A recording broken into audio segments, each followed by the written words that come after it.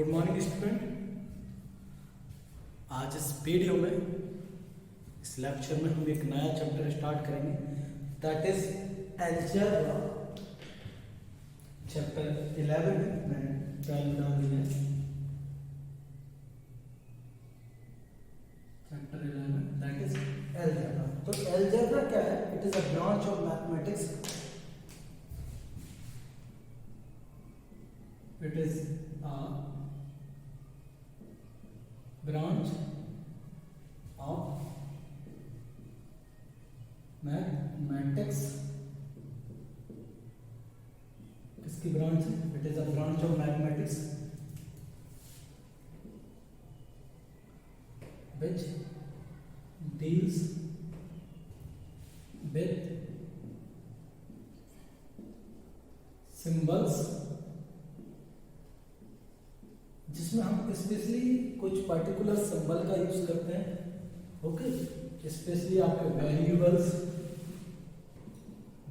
क्या होते हैं? जो भी अल्फाबेट्स होते हैं ए से लेके ए टू जेड तक के, इनको हम यूज करते हैं। वेरिएबल क्या होते हैं? इनकी जो वैल्यू है वो फिक्स नहीं होती। क्या नहीं होती? Value is not fixed. इनकी जो वैल्यू होती है वो क्या नहीं होती? फिक्स नहीं होती। तो इसमें क्या होता है? इसमें तो हम किसका यूज करते हैं? सिंबल का यूज करते हैं इसमें अलजेब्रा में। और इसी में हम किसी भी क्वांटिटी को उस सिंबल से रिप्रेजेंट करते हैं। ओके, और वो जो सिंबल होता है उसकी जो क्वांटिटी होती है वो क्या नहीं होती? फिक्स नहीं होती है, वो चेंज होती रहती है। ओके, जैसे अभी मैं आपसे बात करता हूं तो अलजेब्रा में आपके दो चीजें होती हैं, आपकी टू थिंग्स होती हैं इसमें। पहला है वेरिएबल्स, अभी मैंने जैसे बताया आपको वेरिएबल्स, और दूसरा होता है कांस्टेंट। क्या होता है? कांस्टेंट। तो वेरिएबल जो होते हैं इनकी वैल्यू क्या होती है? Not fix. इनकी जो वैल्यू है वो क्या नहीं होती? फिक्स। जैसे मैंने लिख दिया a इक्वल टू 5। अगर दूसरी जगह हो सकता है a की वैल्यू कितनी हो? 7, 9, 8 हो, 10 हो, लेकिन इनकी वैल्यू क्या नहीं होती? फिक्स नहीं होती है। कांस्टेंट की वैल्यू क्या होती है? इनकी जो वैल्यू होती है वो फिक्स होती है। वैल्यू क्या होती है? फिक्स। अब 10 कहीं भी लिख दूं मैं, 10 जो नंबर है मैं इसको कहीं भी लिख दूं तो ये रहेगा तो ये 10 ही। ओके, क्या रहेगा? ये 10 ही रहेगा ना। लेकिन ए मैं कहीं भी लिखता हूं तो इसकी वैल्यू चेंज होती जाती है। जैसे मैं आपको दो कुछ एग्जांपल से समझाता हूं। एग्जांपल के थ्रू समझते हैं। मान लीजिए 5a इक्वल टू 10 और 6a इक्वल टू 18। अब यहां से a की वैल्यू निकालोगे, ये मल्टीप्लाई हो रहा है यहाँ पे, तो यहाँ पे जाएगा 10/5, तो यहाँ पे आए 2, और यहाँ पर भी सेम है, मल्टीप्लाई हो रहा है, इस तरह जाएगा 18/6, वैल्यू आई 3। तो वैल्यू चेंज हो गई ना, इसकी वैल्यू चेंज हुई ना। तो इसलिए इन जो वेरिएबल्स होते हैं इनकी वैल्यू फिक्स नहीं होती है, लेकिन जो कांस्टेंट होते हैं इनकी वैल्यू फिक्स है। चाहे तुम इसको ए के साथ लिखो, किसी वेरिएबल के साथ लिखो, चाहे सिंगल लिखो इसको कांस्टेंट को, ये हमेशा रहेगा सेम। इसकी वैल्यू क्या नहीं होगी? चेंज नहीं होगी। It's value never change. Okay,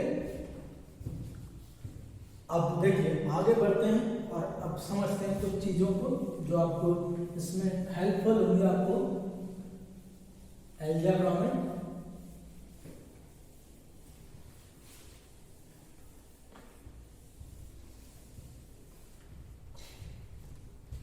देखिए, मैच स्टिक पैटर्न्स की बात करते हैं। आपने मैच स्टिक तो सभी ने देखी होगी।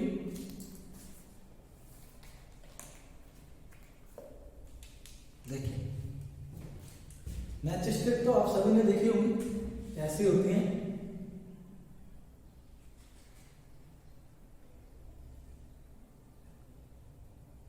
थोड़ा सा इस तरीके की बनी होती है।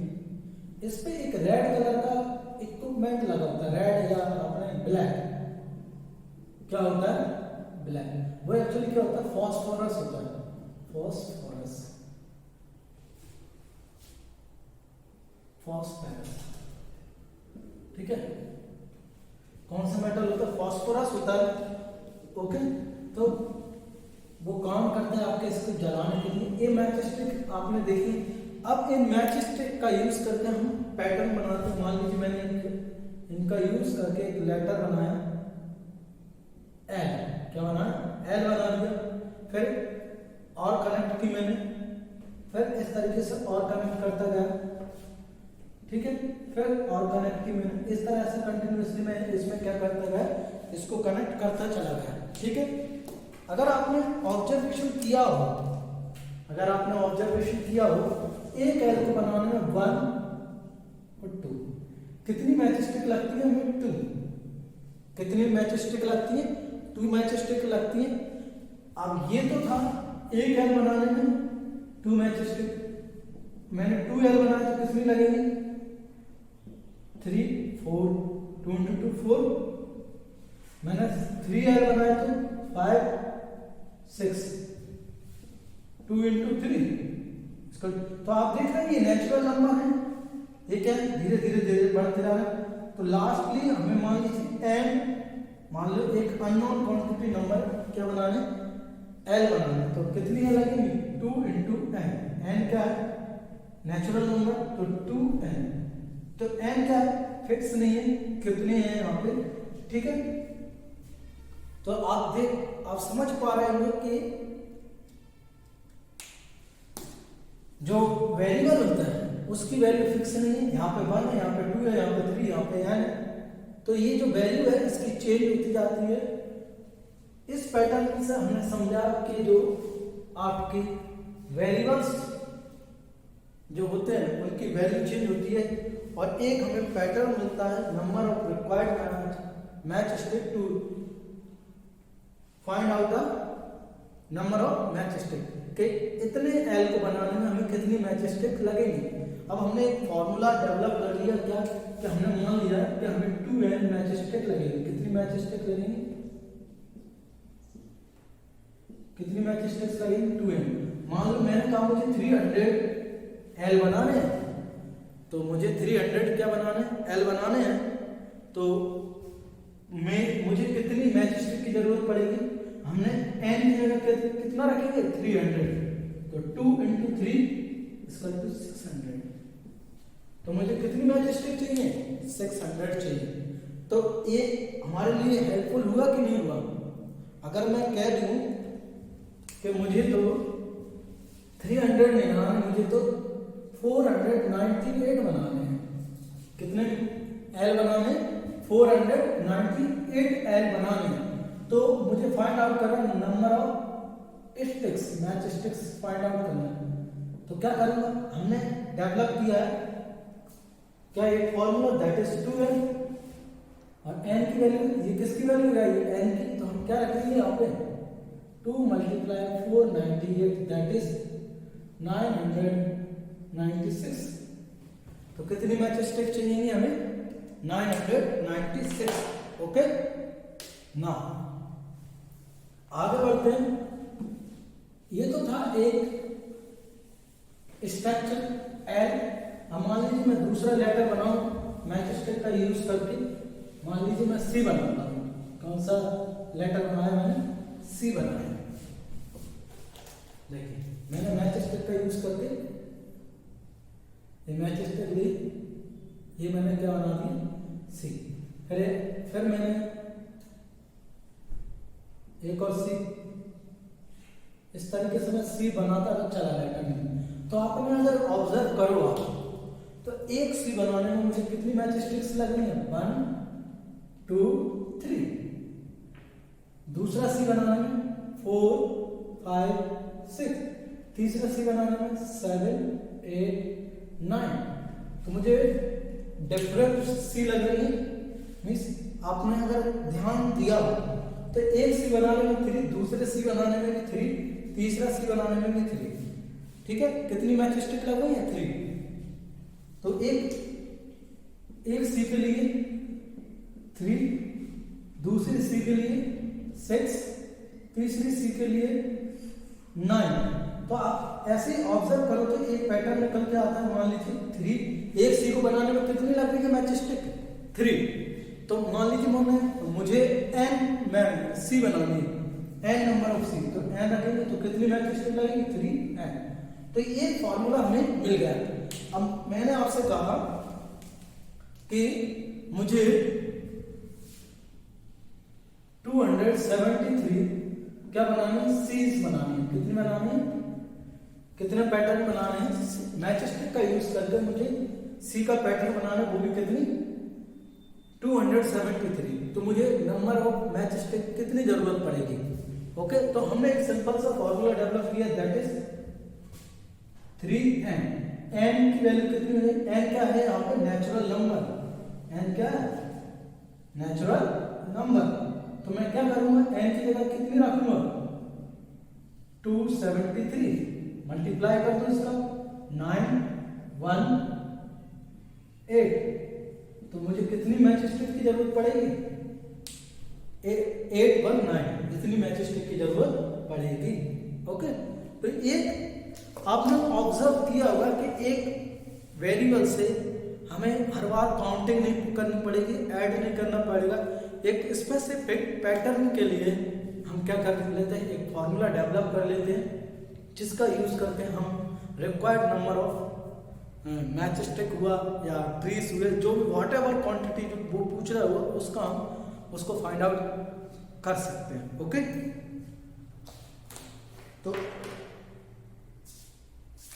तो n यहाँ पे क्या है? वेरिएबल है, इसकी वैल्यू फिक्स नहीं है। यहाँ पर मान लो 273, मान लो किसी को आप में से किसी को 400 बनाना है, किसी को 500, किसी को 200, किसी को 20। तो n की वैल्यू क्या हो रही है? चेंज हो रही है। तो n क्या है? वेरिएबल है। क्या है? वेरिएबल। वेरिएबल की वैल्यू क्या नहीं होती है? फिक्स नहीं होती है। ओके, तो जितने भी आपके अल्फाबेट्स हैं, आपके अल्फाबेट्स जानते हैं ABCD, तो जितने भी अल्फाबेट्स हैं उन सभी का यूज हम कैसे करते हैं? एज अ वेरिएबल यूज करते हैं। किसमें यूज करते हैं? एज अ वेरिएबल यूज करते हैं, क्योंकि उनकी जो वैल्यू है वो क्या नहीं होती है? फिक्स नहीं होती है। ओके, तो उन्हीं को हम यूज करते हैं एज अ वेरिएबल। क्लियर?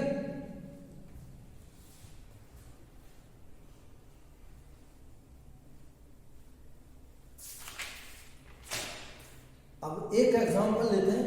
आप स्टूडेंट हैं सभी, आप पेन, बुक्स, नोटबुक वगैरह परचेस करते हैं मार्केट से, कुछ भी खरीदते हैं आप, ठीक है? तो देखिए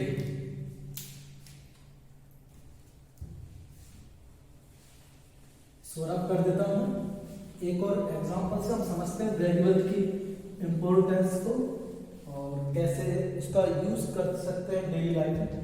मान लीजिए एक पेन की, यहां लिख देता हूं, कॉस्ट ऑफ 1 पेन। एक पेन की ₹5 क्या है? कॉस्ट है, ठीक है? कितनी कॉस्ट है? 5। ओके, अब कॉस्ट ऑफ 10 पेन कितनी हो जाएगी? 10 पेन 5 मल्टीप्लाई बाय 10 क्या हो जाएगी? 5 मल्टीप्लाई बाय 10, ठीक है ना? क्योंकि एक पेन की कॉस्ट कितनी है? 10। जब वो मल्टीपल के पीछे, इसको कहते हैं यूनिटरी मेथड कहते हैं मैथमेटिक्स में। ये आगे की क्लासेस में हम पढ़ेंगे इसको। तो 10 हो गई, इसको कितना लग लिया मैंने? 50 रुपीज, ठीक है? ये हो गई। अब जो मेन पॉइंट है वो ये है, अगर मैं जो नंबर ऑफ पेन्स है, किसको? नंबर ऑफ पेन्स, उसको अगर मैं m से रिप्रेजेंट कर दूं तो क्या कोई गलत बात है? क्यों? कोई गलत तो नहीं होगा ना, कोई रॉन्ग तो नहीं है ना इसमें? क्यों नहीं है? क्योंकि m की वैल्यू फिक्स नहीं है। हम यहाँ पर किसी को, आप में से किसी को 5 खरीदने होंगे, किसी को 7, किसी को 3।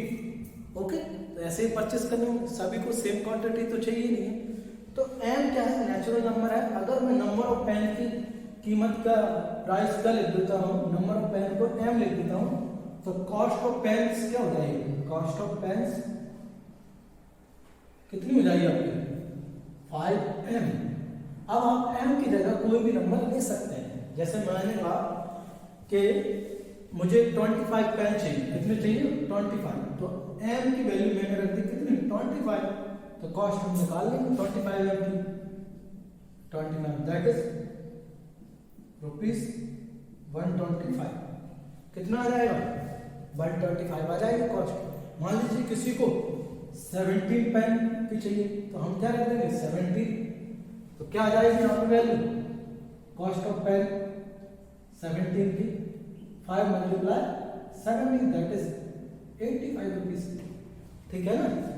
आप ऐसे ही नोट बुक ले सकते, नोट बुक मान लो 25 रुपीज है कॉस्ट, तो आप नोटबुक पे मान सकते हैं, नंबर ऑफ नोटबुक को आप ले सकते हैं y z, कुछ भी जो आपको सूटेबल लगे वो वेरिएबल आप चूज कर सकते हैं।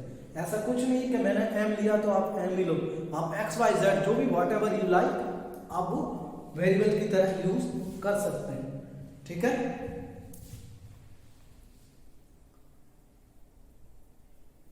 तो इस तरीके से हम क्या कर सकते हैं, यूज कर सकते हैं वेरिएबल्स का, ओके।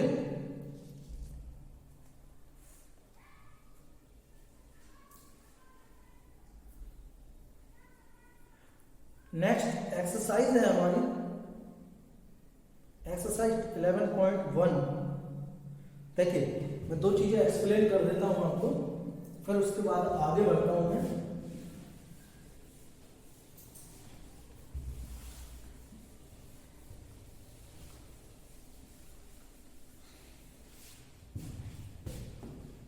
एक डिफरेंट पूछना मुझे, x + 5x 5x, what is the difference between these two terms. ये दो टर्म्स हैं आपके, इनमें क्या डिफरेंस है। देखिए सिंपल सा डिफरेंस ये है कि आपको अगर आता है एग्जाम पूछने को या डायरेक्टली, तो आप ऐसे ऐड नहीं कर सकते। देखो ये वेरिएबल और कांस्टेंट, ये वेरिएबल है ये कांस्टेंट है, ये डायरेक्टली कभी भी ऐड प्लस और माइनस नहीं हो सकते, डायरेक्टली क्या नहीं हो सकते हैं प्लस और माइनस। ये तब होगा जब सेम वेरिएबल हो और सेम पावर हो, ये आगे की क्लासेस में हम पढ़ेंगे कि सेम वेरिएबल हो और सेम पावर हो, तब वो एप्लीकेबल होगा। तो इसमें एडिशन हो रहा है, यहाँ पे क्या है multiplication, means 5 × x, okay 5 × x, ठीक है। तो x में कोई भी वैल्यू आएगी तो हम ऐड कर सकते हैं, यहाँ x में वैल्यू आए, यहाँ x की कोई भी वैल्यू रखते हैं तो मल्टीप्लाई कर सकते हैं इजीली, और यहाँ x की कोई भी वैल्यू रखते हैं कांस्टेंट, उसमें हम क्या कर सकते हैं ऐड। तो यहाँ पे मल्टीप्लिकेशन हो रहा है इसमें एडिशन हो रहा है, ठीक है। तो दोनों सेम थिंग नहीं है, ठीक है, दोनों कैसे हैं अलग अलग हैं। अब देखिए कॉस्ट एक्सरसाइज 11.1 को हम करेंगे। तो पहले मुझे जहाँ तक मुझे लगता है कि आप लोगों को ये समझ में आ गया होगा वेरिएबल्स क्या होता है, कांस्टेंट क्या होता है, कैसे वेरिएबल का यूज करना है, ठीक है। Number of quantities plus minus सारी चीजें हम कर सकते हैं, डिवीजन कर सकते हैं। देखिए और क्लियर हो जाएगा जो मैं अभी क्वेश्चन नंबर 1 करेंगे हम एक्सरसाइज 11.1 का।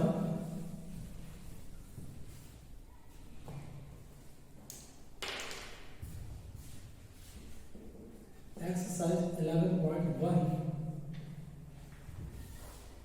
क्वेश्चन नंबर 1 का सॉल्यूशन, ठीक है। उसका सॉल्यूशन क्या होगा उसको हम समझते हैं, क्या करते हैं, okay. Find the rule which gives, अब एक रूल बनाना, जैसे हमने अभी मैच स्टिक पेन की प्राइस के लिए, कॉस्ट के लिए एक रूल बनाया था हमने, क्या बनाया था, जैसे हमने अभी बनाया था 5m बना लिया था लाइक दैट। तो इस तरीके का हमें एक रूल बनाना है। Find the rule which gives the number of match sticks required to make the following match stick pattern, use a variable to write the rule, a pattern of letter T S. मैं देखिए ए वाला है, ए में क्या बना रहा है आप अगर देखें, मान लीजिए ये मैच मैच स्टिक है, ये मैच स्टिक है। तो टी बनाने में कितनी मैच स्टिक यूज हो रही है? 2। अगर मैं मान लो एक और टी बनाऊंगा तो पेंसिल का यूज करना है, तो 3, 4, 5, 6। ठीक है, ओके। तो आप सिंपल इस तरीके से बना के लिख सकते हो, नंबर ऑफ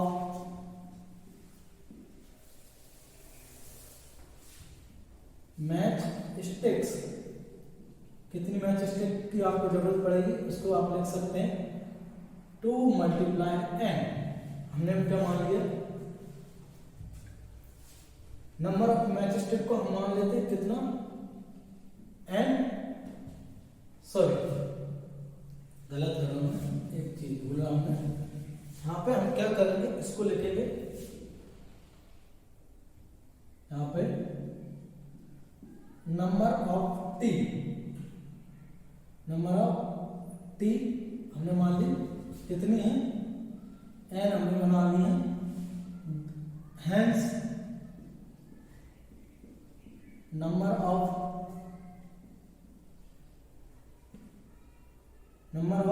रिक्वायर्ड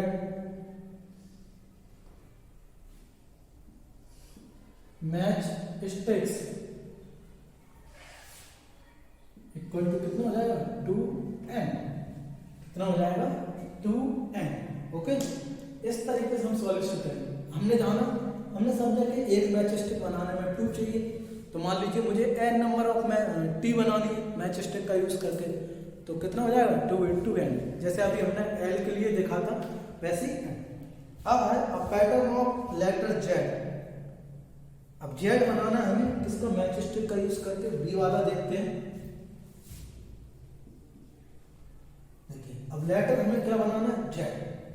तो आप देखें z को जैसा बना हुआ है, ठीक है। आपको स्केल पेंसिल का दूसरा z बनाया हम,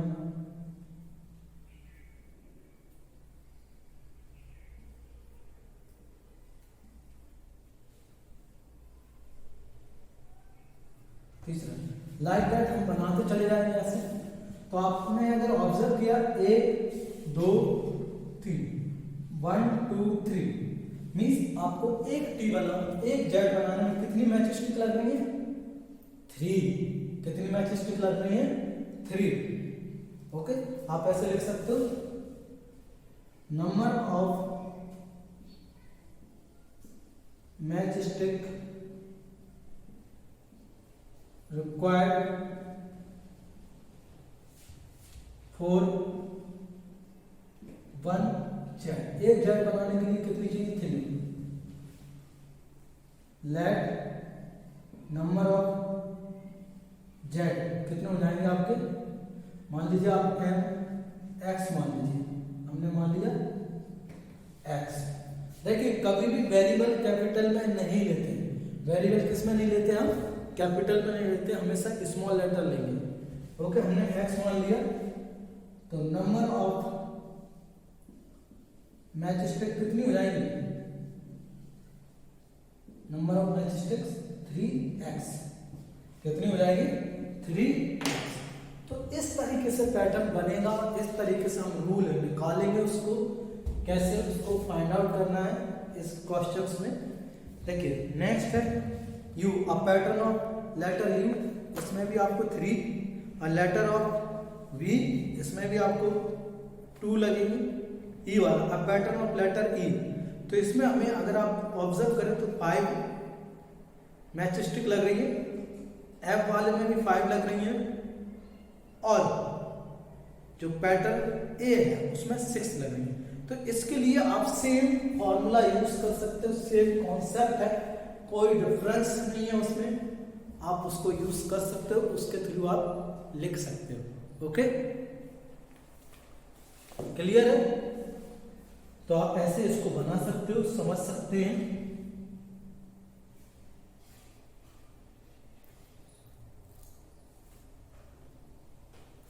देखो, तो आप, मुझे आशा करता हूं कि आप लोग ये कर लेंगे, मैं आपके लिए छोड़ देता हूँ। क्वेश्चन बी तक मैंने करवा दिया, C D E F G same है। आप जैसे वी बनाने में 2 लग रही है आपको, यू बनाने में 3, तो आप लिख देंगे number of match sticks required for letter Z U V W, whatever जो भी आपको दिया हो वो आप लिख सकते हैं। अब आता है क्वेश्चन नंबर 2, इंटरेस्टिंग है, उसमें कुछ हटके है, उसको बात करेंगे हम। क्वेश्चन नंबर 2 का सॉल्यूशन। ओके, क्वेश्चन नंबर जो 2 है उसको समझते हैं, वो क्या कह रहा है। क्वेश्चन नंबर 2 वो देखिए, क्वेश्चन नंबर 2 हमसे बात कर रहा है ये कि वी ऑलरेडी नो दैट, हम already we already know the rule for pattern of letter L, C and F। इसके लिए हमने पैटर्न पढ़ लिया। Sum of letters from question number 1 given above give us the same rule as that given by L। तो कुछ letters हैं जो हमने रूल किसके लिए निकाला था, L के लिए निकाला था। वही रूल सेम ले रहे हैं, जैसे यहाँ पे 2 है, 3 देखो, C के लिए 3 वाला, इसके लिए 2, तो ये सेम रूल है इन दोनों का, L और C के लिए। तो which are this, why does this है, तो ये कौन से हैं आपके, तो ये है लेटर T और लेटर Z। तो लेटर Z और लेटर आपका T दोनों सेम फॉर्मूला यूज कर रहे हैं, सेम रूल लग रहा है जो लेटर L और लेटर C के लिए लग रहा था। क्यों लग रहा है, बिकॉज एक ही फंडामेंटल आंसर है इसका, वो ये है कि लेटर L को बनाने में भी 2 स्टिक लग रही हैं, ठीक है, मैच स्टिक्स लग रही हैं। ऐसे T को बनाने में भी same number of match stick लग रही हैं। ऐसे लेटर C को बनाने में आपका सेम मैच स्टिक लगती है जितना कि आपको Z को बनाने में लगती है, ठीक है। तो इसका आंसर हम लिख देंगे, कोई सॉल्यूशन तो नहीं है, इसका आंसर हमें उसमें लिखना है सेंटेंस के फॉर्मेशन में। क्या है, why does this happen, which are this letter T and Z are follow same rule of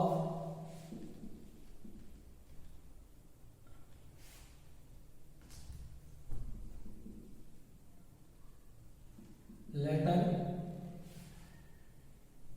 आपका L एंड C। तो आपको जो आप लिख सकते हैं लेटर्स,